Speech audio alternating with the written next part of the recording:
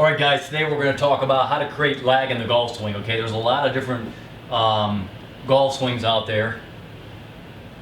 You know, a lot of you that watch my content on my golf channel here, you notice I've been swinging the single plane swing a lot. The Mo Norman swing that is taught by the Graves brothers, Todd Graves and Tim Graves' brother. So I've been doing a lot of that, and we'll continue to put that content up, of course, as I really enjoy the single plane swing. But today we're going to talk about how to create lag in the golf swing. Now, all great pros, historically, currently on tour, they create a lot of lag, right? And this is one of the biggest issues with most golfers is how to create lag. So today we're going to look at a method that you've probably seen on tour if you ever watch Matthew Wolff. Okay, Matthew Wolff has a very unusual golf swing, but he's one of the longest hitters on tour.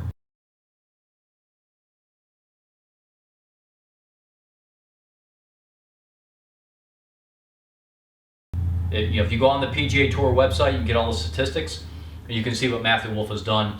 And a lot of people look at his swing and say, man, it's a really weird swing, It's kind of like when Jim Furyk came out, everybody said he had a weird swing. They have two completely different swings, of course, but the point being that sometimes weird can be very powerful.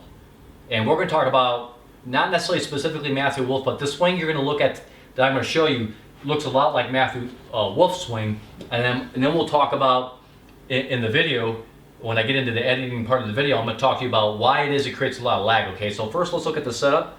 Keep it really simple, and I'll do a couple swings. This is just a little pitching wedge, and just pay attention to what I'm doing here, and you're going to be amazed at the lag that this swing actually creates. Okay, so the club's going to go up, and believe it or not, look at this position, guys. Really weird, right? Club comes up, then as the club starts getting a little bit higher, you're going to move your hips a little bit towards the target, like a little bit like that, and then we're going to pull the lead hip back, which if you haven't watched on my YouTube channel on the Sammy Snead hip action, I'll put it in the link in the description. You can go watch it. Really important on how to work the hips and the pelvis, okay? Butt stays on the butt line. See how the butt stayed and went behind the butt line. Never comes off the line, guys. And here's the payoff. Look at that wrist lag. Just absolutely amazing. This is the benefit to this type of swing, guys. Amazing hip rotation, and the butt line is still being maintained. Now, a lot of people stand up right here, but you'll notice I'm keeping my side bend past impact. We're trying to get a breakthrough on lag here, right? That's what this is all about. How to get breakthroughs on lag. In the past, on this YouTube channel of mine here, I talked about Steve Stricker and really very kind of set wrists, and how that can give you a breakthrough and how your wrists get lag. Okay, so now we're taking it to the next step. Okay, and we're trying to get the club up high, very non-traditional kind of Matthew Wolff looking type of action, really high, and it actually reverses the wrist like in this kind of fashion. Then as you change direction, the whole wrist hinge changes, and you're taking advantage of gravity. Okay, and of course what you do with the rest of your biomechanics and your sequencing and the timing of when you're going to speed up is all really important. Okay, the club head speed, it just increased dramatically once I start understanding how to create lag.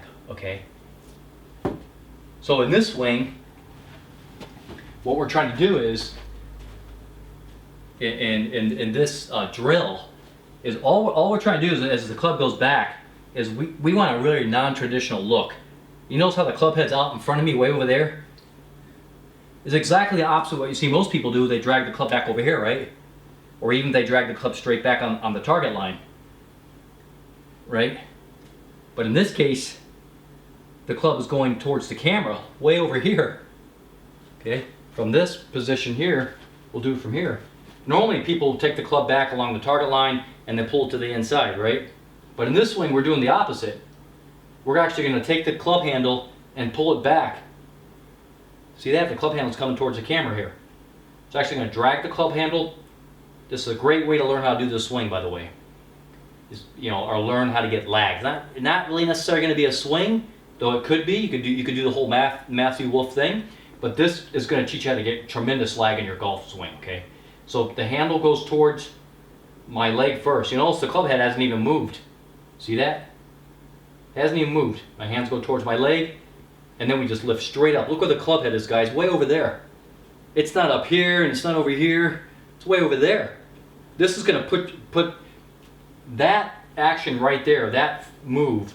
Drag the handle, get the club up like this. That right there is going to put so much force or focus, on your wrists.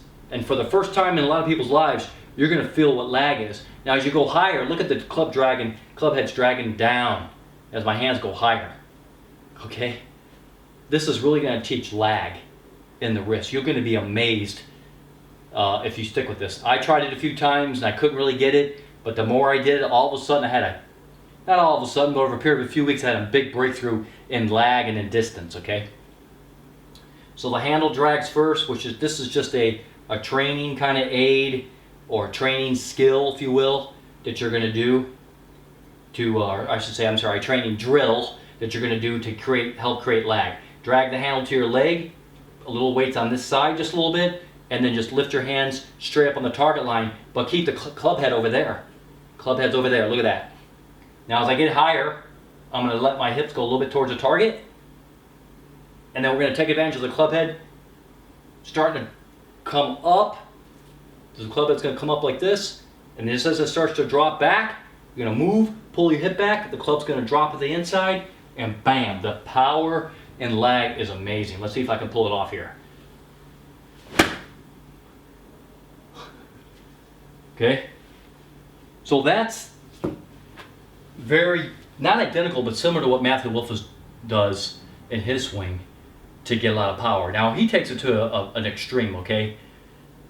If you notice with Matthew Wolff, his legs will be kind of straight, his hips will be open towards the target at impact, but both his feet will actually slide back. You know, I'm not doing that here because I'm not generating as much torque and power as he is, but Matthew Wolff will actually have both his legs will slide back like that. You know? Even Bubba Watson does that a little bit, where he has that spin out move. Okay, I'm not taking it to that extreme, and you don't necessarily have to do that. If you want to and you generate a lot of power that way, fine, go for it. But this is all about creating lag in the wrists, which a lot of people struggle with lag in the wrists, okay? So try that.